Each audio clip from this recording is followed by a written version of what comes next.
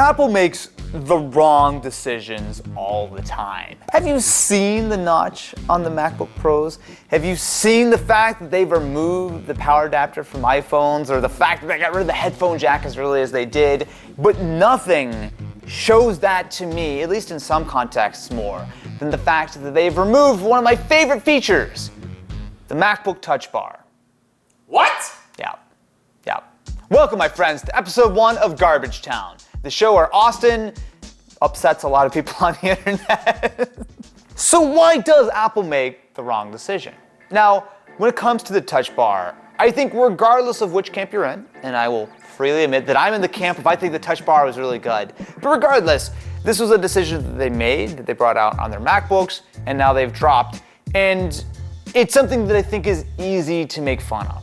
Because for a lot of people, the Touch Bar was an expensive, buggy, useless thing that could have easily been replaced by, regular keys.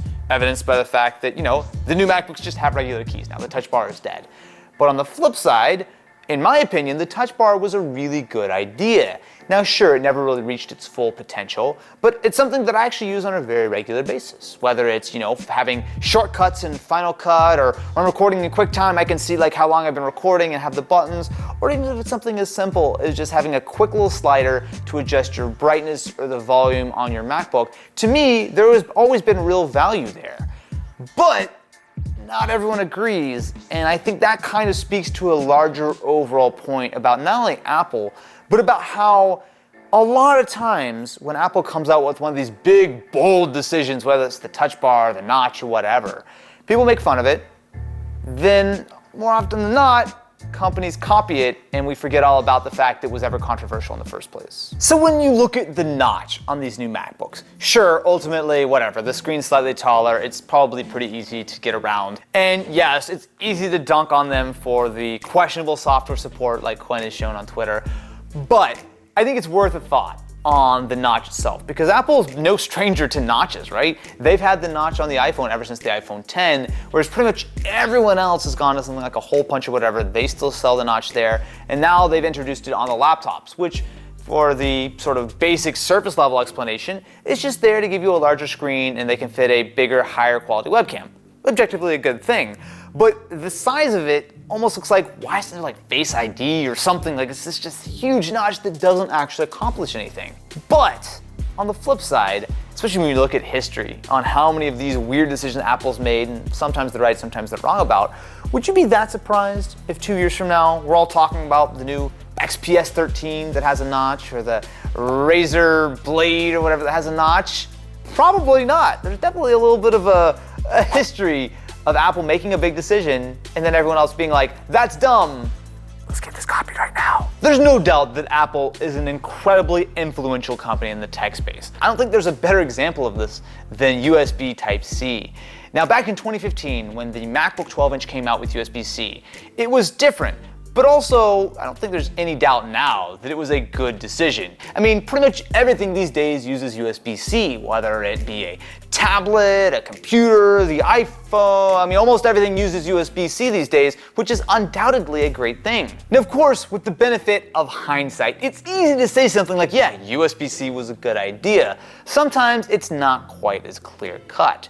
A good example of this is when Apple removed the chargers from the iPhone, and actually a fair few of their other products, to boxes, right? So it used to be where you bought an iPhone, you open the box, it comes with headphones, which they've since gotten rid of, and then you would have a charger, an important part of owning any kind of electrical appliance. Now, yes, the cynic would say, and I would probably count myself among this mostly, that not selling a charger in the box is just an easy way for Apple to charge you $20 to buy the little brick that they used to include for free.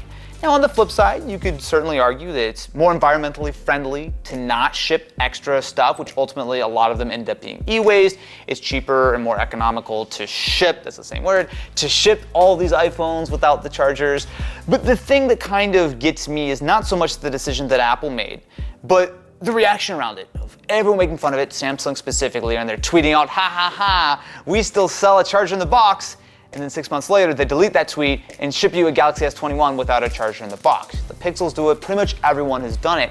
And it's a trend. It almost makes me kind of reconsider the way I look at a lot of the big decisions that Apple makes, right? Because they do kind of belong in their own sort of space where something that I might be naturally skeptical of, I almost kind of have to train myself to have a little bit more of an open mind to. Because oftentimes if Apple's done it, even though it might not seem like the right call at the time, ultimately it might be, and it certainly has a very high likelihood of being copied by everyone, good or bad. Because as soon as Apple does it, everyone's like, oh cool, we can save the dollar and not ship the charger in the box. This portion of the video is sponsored by Honey. With the holiday shopping season coming up, it can be hard to look through the noise to find the best price. But this tiny little button next to my address bar makes things a whole lot easier. Honey scours the internet for the best deal on whatever you're looking for, from PC parts to smartphones and even food. Honey works on tons of your favorite websites and on average saves users 18%, which is a very, very large amount. Now the nice thing is that Honey also has additional tools, such as the ability to take a look at the price history on items, and with its dropless feature, Honey will notify you when the price of an item has dropped. Not to mention you can rely on Honey to do the best job, knowing that it has over 500 one-star reviews. 100,000 5-star reviews, Ken.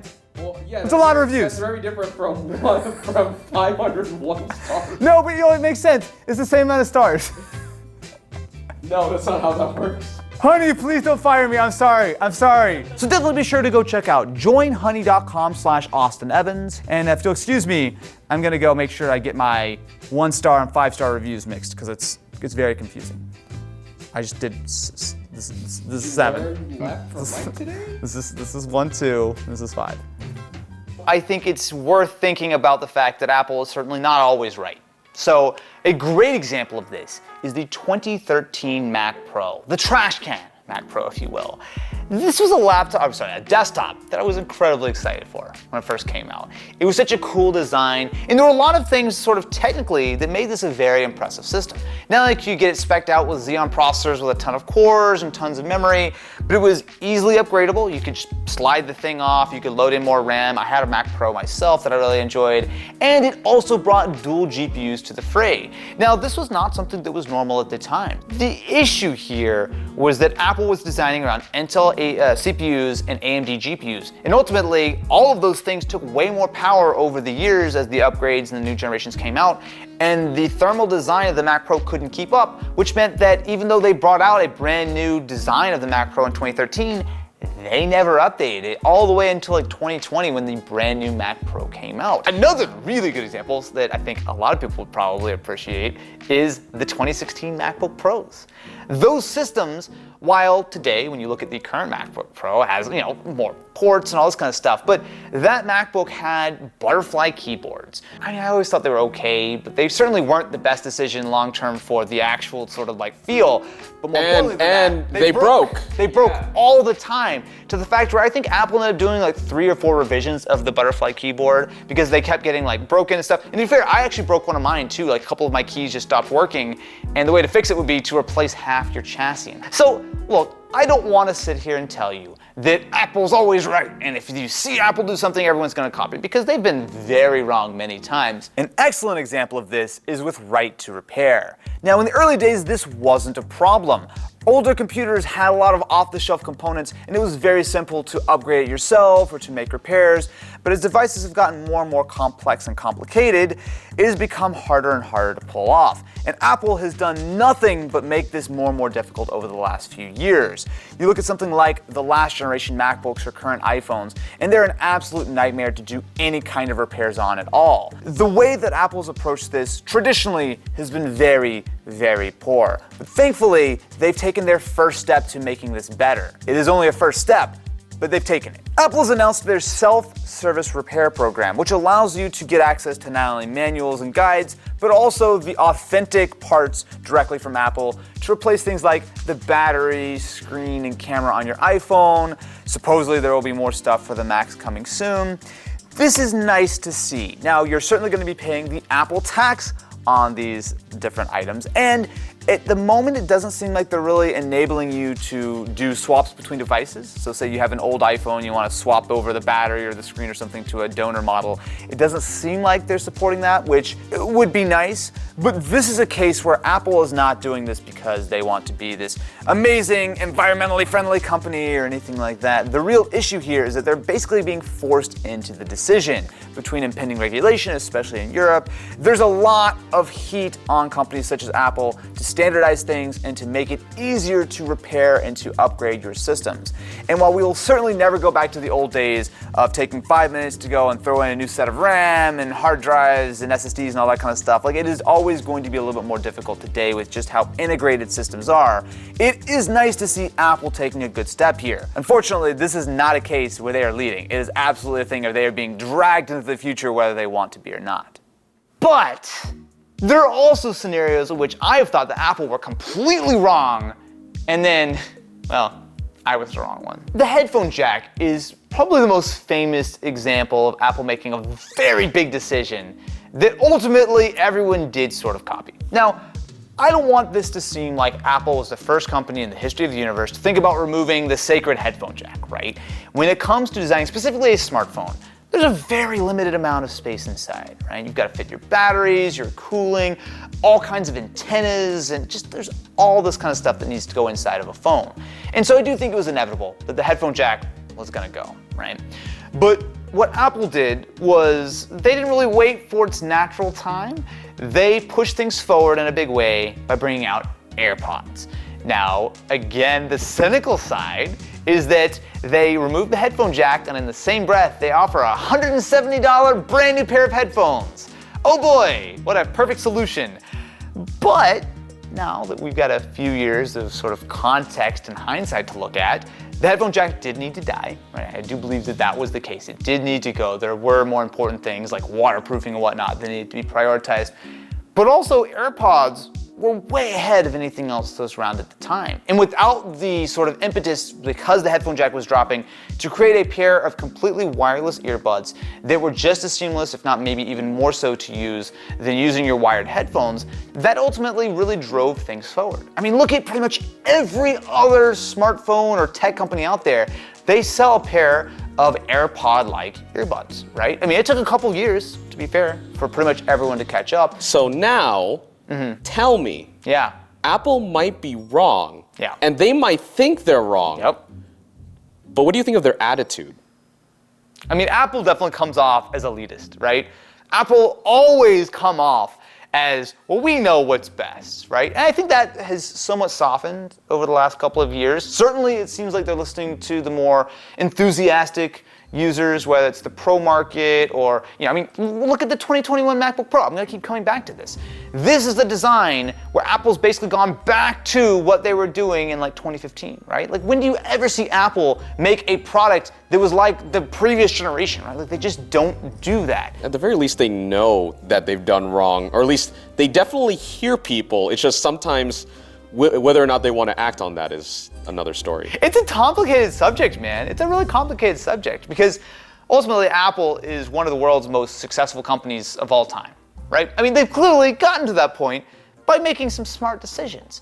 And who be it for us mere mortals to question the wisdom of Timmy Cook?